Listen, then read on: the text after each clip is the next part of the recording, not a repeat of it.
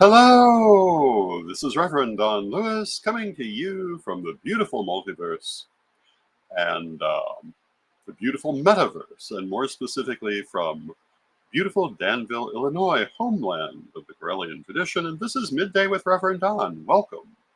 Today is Wednesday, when we normally talk about Correllian Publishing, and ordinarily our guest today would be Krys Copeland, but Krys is on vacation, and so I will probably talk a bit about Correllian Publishing, but I'm also going to be doing mini readings today. And I may talk about some other things as well.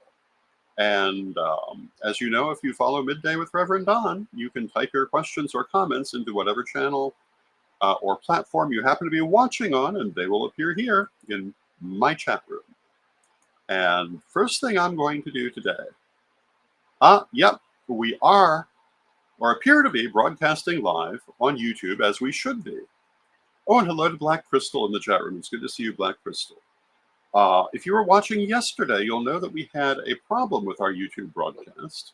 And one of the things I was talking about is how you handle a problem. Oh, and hello to Nicholas in the chat room. And it's good to see you.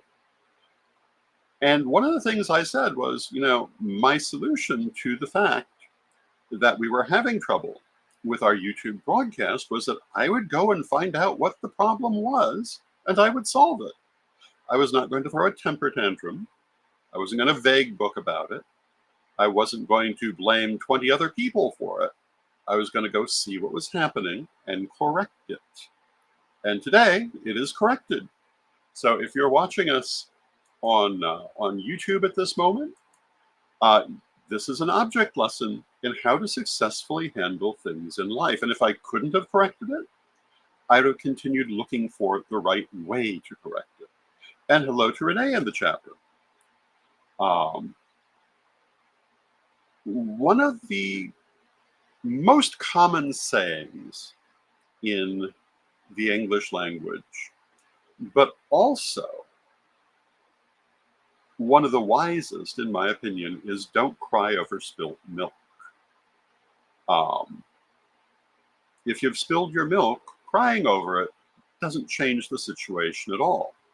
Cleaning up the mess changes the situation. Going and getting more milk if you can changes the situation. Looking for something to replace it changes the situation. A bunch of emotions don't change the situation. Yes, you may have the emotions, but they must not be what dictates your behavior, especially in situations where a lot may be riding on the situation. You need to think your way through it. You need to find the solutions. And we have a guest.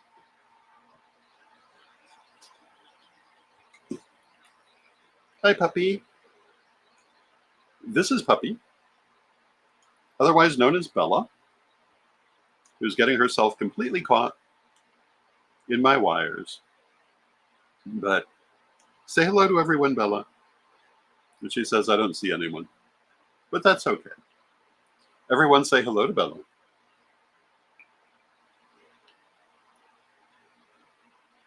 Good girl. Bella will now look for a piece of discarded paper or paper towel or anything else she can chew up while I'm on air, but that's okay. She's a puppy. Bella is one of two puppies here. The other one is called Other Puppy, and they're both very sweet. And Janet says, hello to Janet. Janet says, good day to you, Lord Don. Hello, Bella. And Black Crystal has asked for a mini reading, so let's do a mini reading for Black Crystal. I'm going to shuffle my cards. And Black Crystal says, hello, Bella. Hi, Bella. She may be back.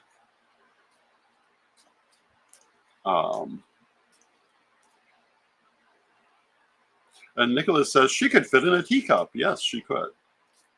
I think that's actually one of the names for her kind of dog.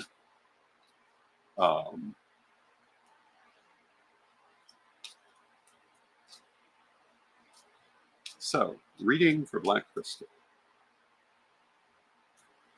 And since there was no question, this will be a general reading. And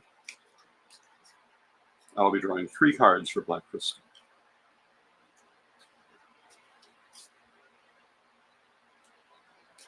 Now, the fact that Bella is so small, and Other Puppy, whose actual name is Ember, is even smaller, makes it very easy to pick them up and love on them, which is nice. And even when they make a mess, it's a small mess. Why? Because they're small.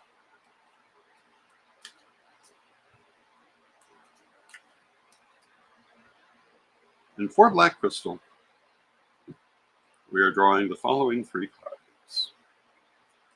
5 of Lamps, 9 of Swords, and the Magus.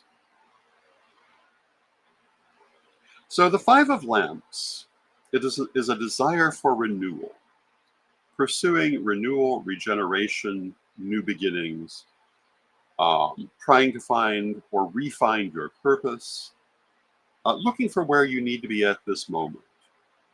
In the story behind the card, the lady is heading off on a vision quest. And you're kind of in that position too. You're looking for where you need to be now. Along the way, you're going to have to deal with something you'd really rather not deal with. This may be a shadow issue, maybe a physical issue. Either way, it's not as frightening, not as difficult as it might appear to you. This is called the Ghastly Nightmare card. And part of what that means is that, like a nightmare, the situation isn't really harmful. Your reaction to it could be. Don't let it panic you. Don't let it worry you. Face it head on. Because the only thing you need to worry about with a nightmare is falling out of bed because you're afraid of it. So deal with your situation head on, and you'll find you can resolve it far more easily than you think. And this is part of that search for renewal. It's followed by the Magus. And the Magus is the ability to do really whatever you want. And it's saying that what you're going to find as you go through this, so you have all the skills, all the abilities, all the opportunity to make whatever it is you decide you want. It might not seem like it now, but it will come to be that way. Is that way, but you'll come to see it. So understand you've got everything you need. You just have to get to the point you understand this. And so it's going to be a time of self-examination, self-discovery, having to deal with some things you'd rather not deal with, but you come out of it in a very strong position. So not, in that sense, a bad reading. And then our next person is Nickery. And so I'm going to shuffle cards for Nicholas, who's also called Nickery. And I'm going to draw some cards for Nickery. And I actually kind of like doing this kind of reading. And I've talked about that before. You know, for years, I was not available for psychic readings except at occasional charity events. And partly because I came to the point I needed a rest. But I'm quite rested now. And I've been enjoying reading on the air this way and connecting with people through this medium.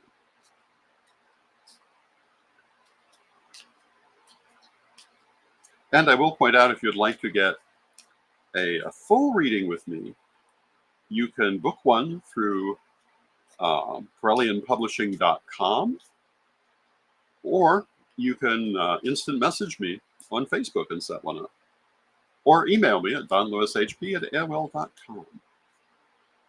And now we will draw 3 cards for Nickery. And Black Crystal says, "Thank you, Lord Don. I can move forward now." Wonderful. I'm so glad to hear that. You know, that's what every psychic wants to know, that the reading has been helpful. And I will say, in working psychic fairs, because you don't always ever see the client again, because psychic fair circuits go to all kinds of different locations, and though they go back every few months, that doesn't necessarily mean you'll see the same people.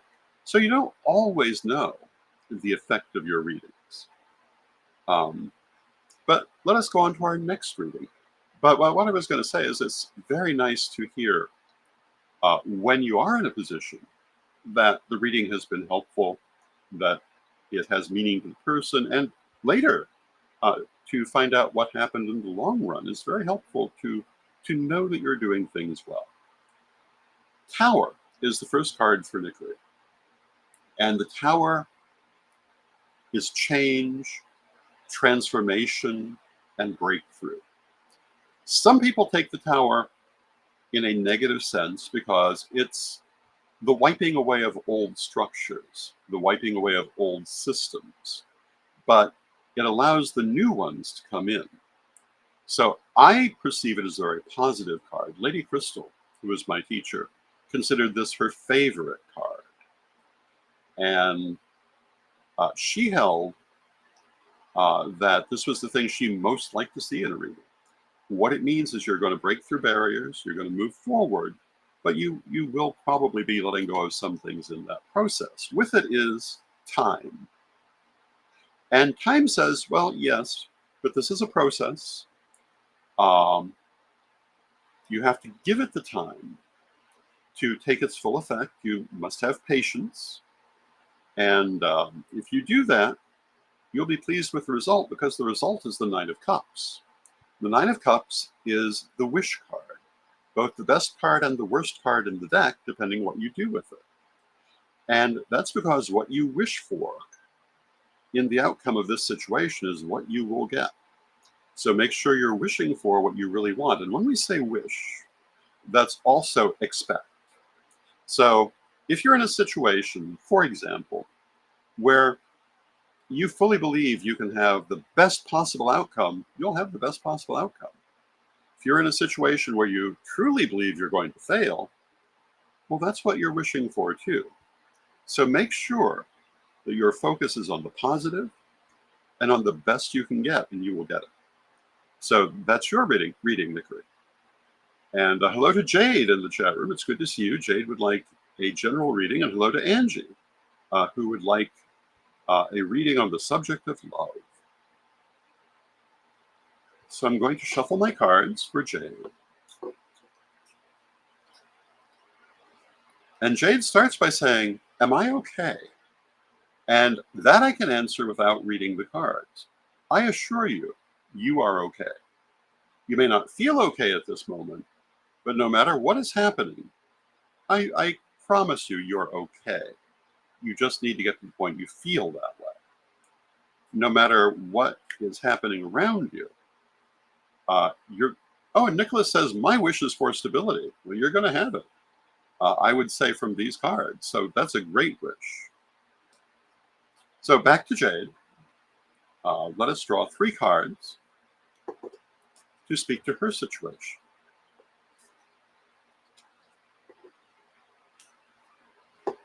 But are you okay?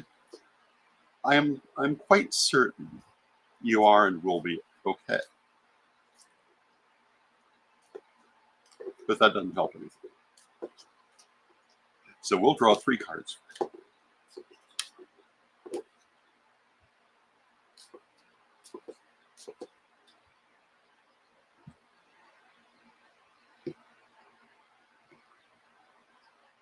And our first card is the King of Wands. Our second card is the Princess of Cups. And our third card is Strength. Strength has a green background, so you're seeing paneling through it, but that's because I use a green screen. First card is the King of Wands. You're feeling a lot of passion at this time or in the immediate future. The things that are happening mean a great deal to you, and so you're very invested in them. So I'm not surprised that you're asking if you're okay. Your emotions may be a little overwhelming at this time. Princess of Cups says the same thing. The Princess of Cups is strong emotion.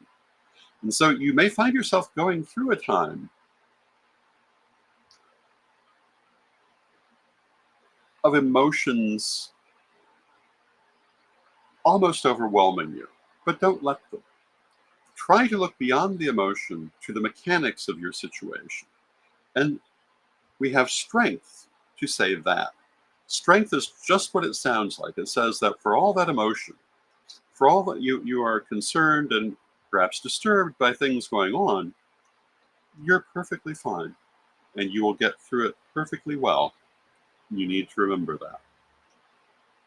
The emotion is deceptive. I would even say, do some work on the emotion to step back from a little bit, maybe do a burning to send away the intensity of the emotion so you can look at your situation with clearer eyes. And I think you'll find that it's much simpler than it immediately seems. So often our emotions overwhelm us. I just recently watched someone that I care about and have good feelings toward completely destroy themselves, at least in one part of their life, because they were overwhelmed by emotion and unwilling to look at the practicalities of their situation. My strong advice always, and with these cards in particular, try to step back from the emotion. I'm not saying to ignore it. We should never ignore our emotions, but don't let them dominate your mind to the point that you cannot see the situation clearly. So step back from the emotion, and you'll find that you are quite able to deal with things. And hopefully that's helpful. And then Angie would like to know, we want to say hello to Steve in the chat room, and Angie would like to know if love is coming their way. So, I'm going to shuffle the cards for Angie.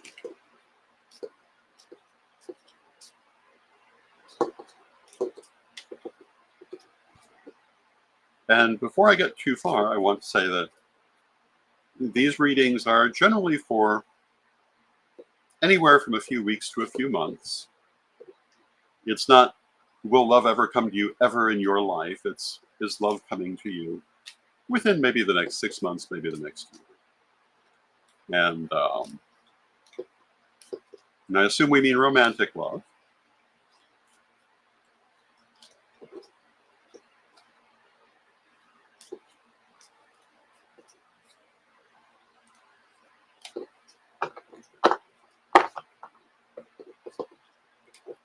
And we will draw 3 cards for Angie. Puppy, I don't hear you. Are you still here?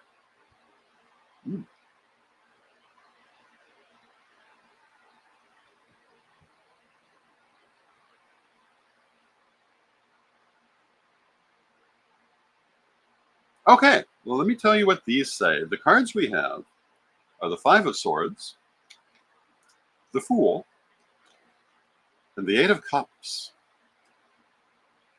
And what do these mean on the subject of love and whether love is coming for you?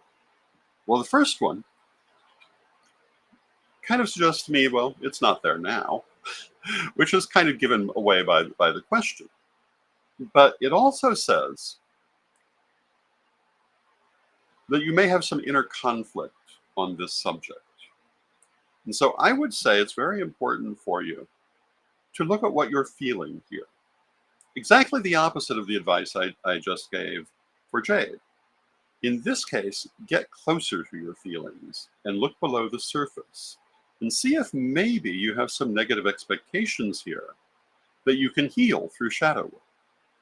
I often tell the story, I think I told it yesterday, how when I was young, I was pursuing a particular relationship and blocking it so badly that one day they were knocking on my door for a lunch date we had made, and I could not hear them.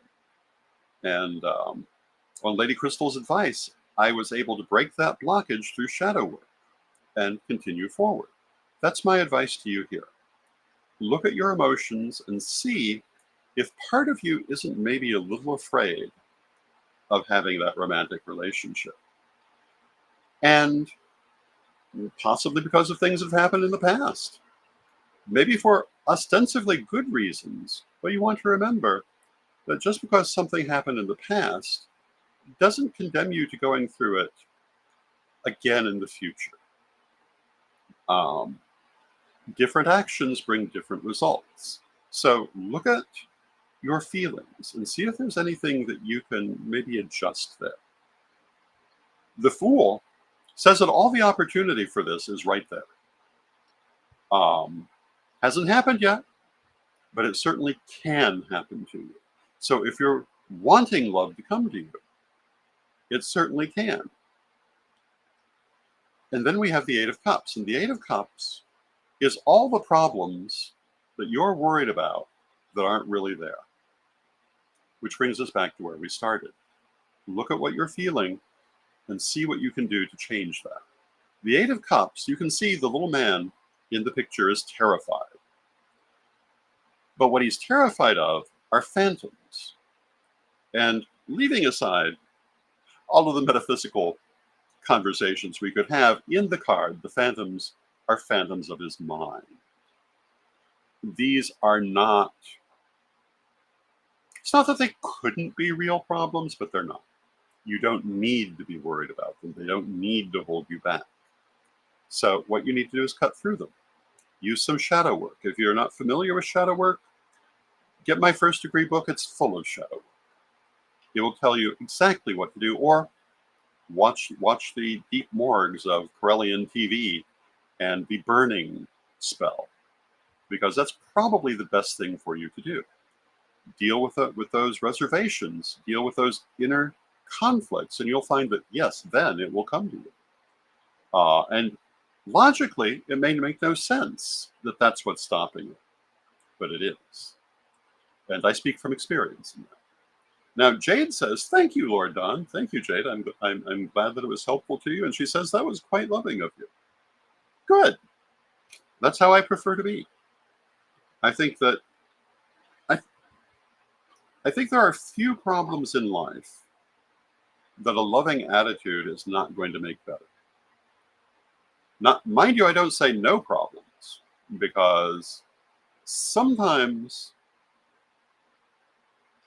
being too loving can be enabling of bad behavior. And that has been a fault of mine at certain times in my life. I was raised to be, shall we say, infinitely consoling at times when perhaps I should have been a little harsher. And that's a lesson that I have worked on learning. But still, certainly the first response should always be love. And most commonly, it's the best. And even when it's necessary to take a harsher line, you can do it in a loving way or a non-loving way. A non-loving way is never really constructive. I would say that no matter how important it is to draw a boundary in a certain place, if you can, you should do it in the most loving way possible. Now, you might have been in a situation where that isn't possible anymore. Maybe the situation or the person has come so far over your boundaries that you've just got to scream at them for 15 minutes. Well, sometimes we get there. And you can't beat up over yourself for that either. Sometimes you may later wish to apologize for it, but we're human and we have to allow ourselves to be human. But generally, if we can find it within ourselves to handle even egregious situations in the most loving way that we can, we will be happier for it. Never mind the other person, never mind the other people. It's better for us. It's like the concept of forgiveness. I see a lot of people who, being in a place of pain, dislike the idea of needing to forgive the things that brought them there, because they don't understand that forgiving is releasing. And it does not mean not holding the person who perhaps inflicted harm on you accountable for that. It means not carrying all the emotion of it forward. And forgiveness, too, is always the best course of action, in my opinion. But as they say, forgiveness is not the same thing as forgetting. And too often people confuse these things. Forgiving is not holding on to your own negative emotions. And We should always work on that, in my opinion. Oh, there are the puppies. Both of them. Hi, puppies. Um, Other puppy is not likely to get up on camera, but she's too busy playing with Bella. But, it was very nice to be able to bring Bella on. Bella is like a little ball of furry love that growls frequently, but um, it's interesting because she has the same sound for every emotion. Um, because it's become very clear sometimes if she's growling at you, it means she likes what you're doing. And other times, you better stop. But on the other hand, there's only so much a teacup-sized dog can do to you. So if she decides to go on a terror, there's only much terror she can do. But this has been a lovely half hour.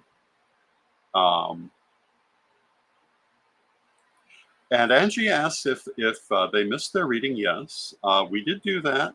And she says, I will rewind back if so. And yes, you can absolutely do that.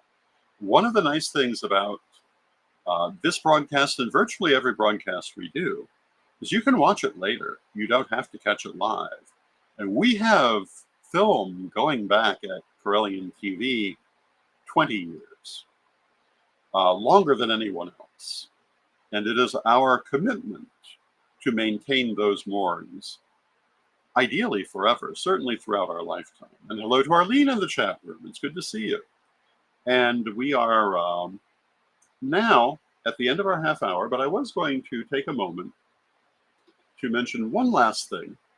We have many books available at Correllian Publishing, which theoretically was our subject for today, but we have 3 last copies of this one. Rev Don's Super Omnibus of Magical Incantations and Invocations for All Occasions by myself and Marianne Kay. And this is a book of artwork and metaphysical poetry. Some people have enjoyed using it as a coloring book, but this is the collector's edition. Only 125 copies were ever printed of it, and only 3 copies are still available. And if you want one, they are now being offered again at the price of $75 for these 3 copies. And you can find those at correllianpublishing.com. With that, we've run out of time. I want to thank you for joining me. It has been a wonderful day. Thank you, Bella, for coming on screen like she had any choice once she was within arm's reach, but I think she enjoyed it. And thank you, everyone. It's good to talk to all of you. I love spending this time with you. I love this personal interaction with you. And remember, if you'd like to support my work, the best way to do that is through my Patreon at revdonlewis.com. I'm going to be making some changes to my Patreon and focusing a little bit more on leadership training and talking a little bit about not only leadership training, but leadership in everyday life, not just political or spiritual leadership, but how to better deal with situations like some of the ones we talked about today. So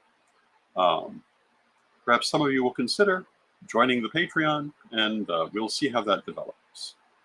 And with that, I want to thank you all. I'll be back tomorrow, and I'll be talking once again about the subject of leadership.